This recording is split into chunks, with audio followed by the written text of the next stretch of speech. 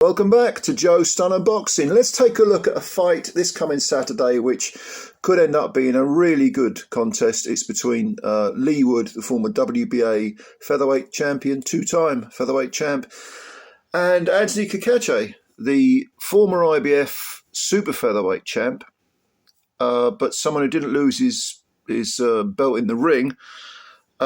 He gave up mandatory to fight Leigh Wood. The money was obviously there. It is a very attractive matchup. But for Leigh Wood, this is going to be his first sojourn into the super featherweight division. Cacace has fought here for a long time, many years. Cacace currently is enjoying this sort of Indian summer of a career. He's 36 now, from Ireland, 5'10", 5'10" inch southpaw. Leigh Wood, shorter guy, about 5'7", orthodox fighter. And Wood has a reputation for being a very hard puncher. He's got 28 victories, 17 are inside the distance, 3 defeats, and 2 of those defeats are by stoppage. Now, one of them was to Maurizio Lara. That was back in 2023. He then reversed the tables on Lara, won a unanimous decision the same year. And then he fought Josh Warrington. Now, he stopped Warrington in 7 rounds, but he kind of looked dead at the weight, and he was getting beaten in that fight. He was getting beaten up in that fight, actually. Who is the last fighter that Leigh Wood faced? Josh Warrington. And who is the last fighter that Anthony Cacace faced?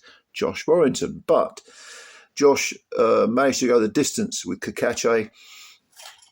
He lost a wide unanimous decision.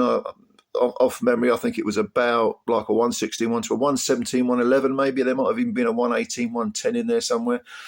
And that sounded about right, because Cacace looked too big and, weirdly enough, too fresh for him as well, despite the fact that he is 36 years old.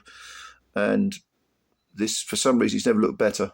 I guess the old adage about when you win a title, you sort of become 30% better immediately seems to apply with Cacace. And it certainly did with Wood as well, because if you look at Wood's career, I mean, it seemed to be sort of going nowhere fast, really. He actually got stopped in 6 rounds by Gavin McDonnell, which was, when you look back at it, I mean, that was for the super bantamweight title, vacant belt, and he got stopped in 6 rounds, and that was in 2014. So, 11 years ago, over 11 years ago now. To lose to Gavin McDonnell, you might think, is quite surprising. But to get stopped in 6, even more surprising. But as we've said on this channel many times before, it's actually, I can't emphasize enough, if you lose a fight earlier on in your career, it's not the end of the world. It can be a learning curve. No one wants to lose, but you can learn things. That's how you learn. It doesn't matter what we do in life. We start off as being crap, and then we get better, and we get better, and we get better until, the next thing you know, sometimes those defeats, the things that we learned from those defeats, do help us grow into being, very, very good at whatever we're doing. Now, in the case of Leigh Wood, he did have a very good. He had a defeat against Jazza Dickens. That was in 2020, and again, I mean, this was for one of those WBO European things, but he lost a majority decision. And again, people were thinking, well, he's not really going anywhere. And then suddenly he beat Reece Mould for the vacant British featherweight title. And at the time, that was considered to be a little bit of an upset, because Mould at the time was undefeated in 13. But Leigh Wood stopped him in 9 rounds, which was a little bit surprising. And then he got a chance to fight Can Xu, who at the time was considered to be quite a threat. And Wood, surprisingly to many, myself included, stopped Can Xu in 12 rounds. He then fought Michael Conlan in that incredible war, where he was almost knocked out in the first round and then came back to stop Conlan again in the 12th round. So he carries the power late, back-to-back 12th round stoppages. Then he lost to Lara, stopped in 7 rounds, Maurizio Lara, but then he won the title back when he defeated an overweight Lara. That was the same year, that was 2023. And then have him having won the WBA title twice, because that was the second time he held it. The first time he picked it up was against Kanzu. He then fought Warrington and was losing that fight, but did look weight drained, very, very weight drained. Now, Cacace, he went the distance with Warrington, looking way too big. Prior to that, he actually won his IBF title against Joe Cordina, and that was considered a major upset. Cordina was undefeated in 17 and just wasn't at the races at all. He got stopped in 8 rounds, and it was really quite shocking how Cacace, whose career had been, again, another slow-burning sort of career. He had been British champion, just like Leigh Wood, at the weight above, the super featherweight division. He'd beaten Leon Woodstock, he'd beaten Sam Bowen. I think he lost to Martin J. Ward. That was his only defeat. That was for the British title as well. And the Commonwealth, I think, was on the line. So he lost a unanimous decision there. But again, it wasn't... I think that the defeat to Martin J. Ward, I think, was quite close. I can't remember... I can remember the fight vaguely. I think the scorecards were quite close. But again, we had a guy who, like Wood, was considered to be British level and wasn't really considered to be world title winning material, I suppose. But it just shows if you stay dedicated, you're in the right place at the right time, and you stay on point, with your fitness and everything. You can make splashes at world level. You can overachieve. For those of us who are of a certain age, we remember people like Dennis Andrews, who was a 3-time WBC light heavyweight champ. And I remember Dennis earlier on in his career, and he barely looked British level. And then he got an opportunity, won the belt, lost it to Tommy Hearns, started working with Emmanuel Stewart and picked up the WBC light heavyweight title 2 further times.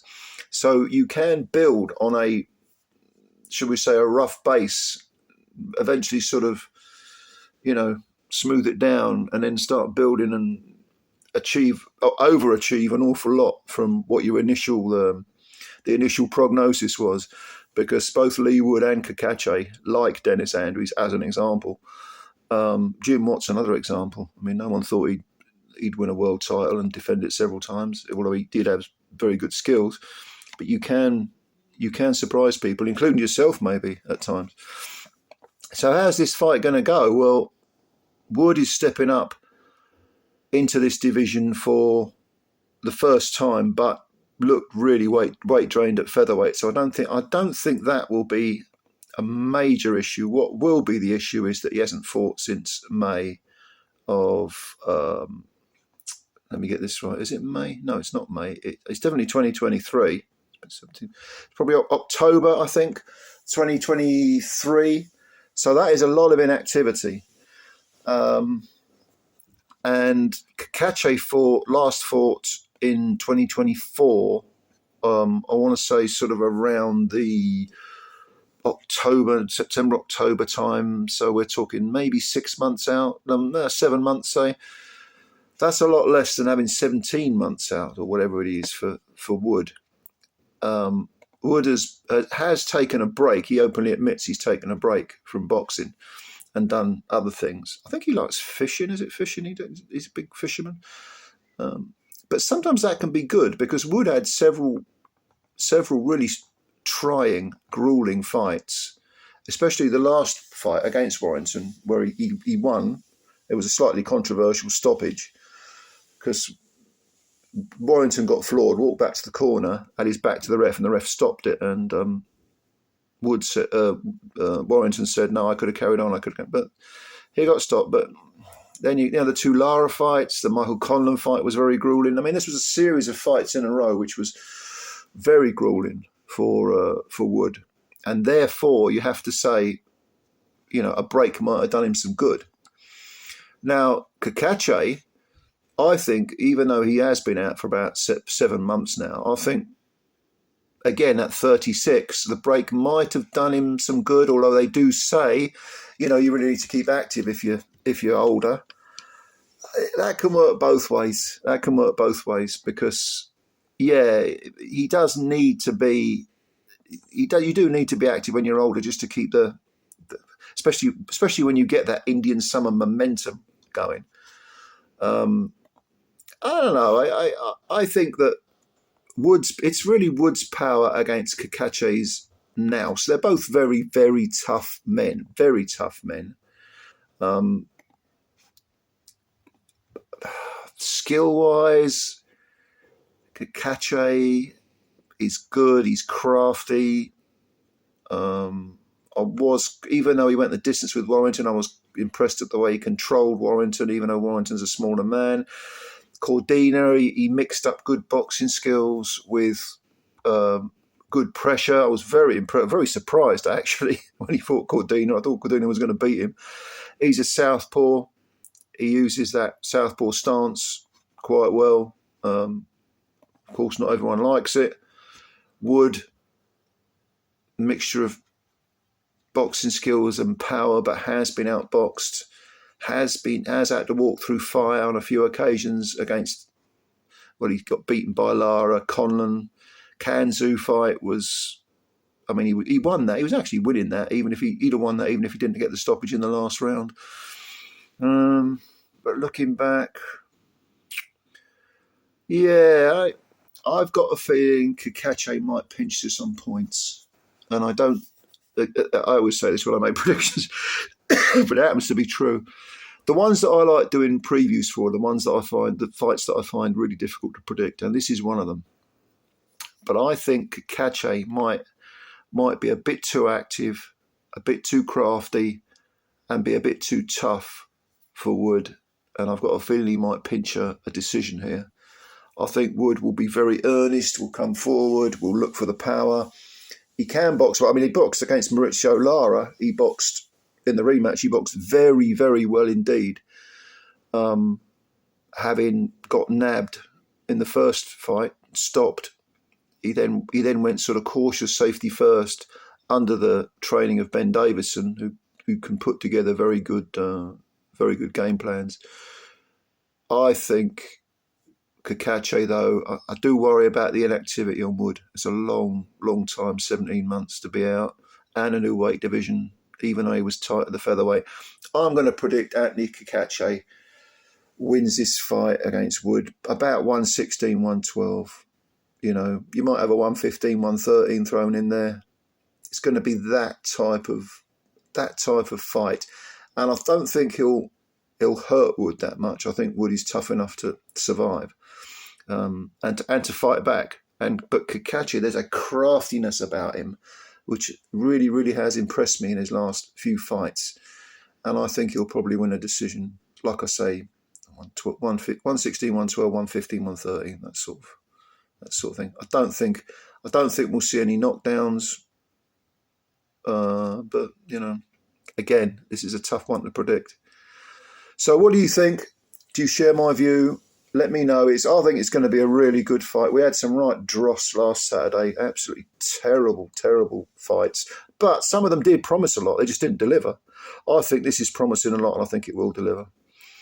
And yeah, it's going to be on DAZN, 10th of May. So check it out and see what you think. You got any comments, any predictions, any reasons why you think Fighter A or Fighter A will win? Leave them below, and I'll give them a read and throw a few answers at you, or a few further comments. Thanks very much for watching. Please, if you like the video, hit the like button and the subscribe button if you're new to the channel as well. Thank you very, very much for your time. I'll speak to you soon. Bye for now.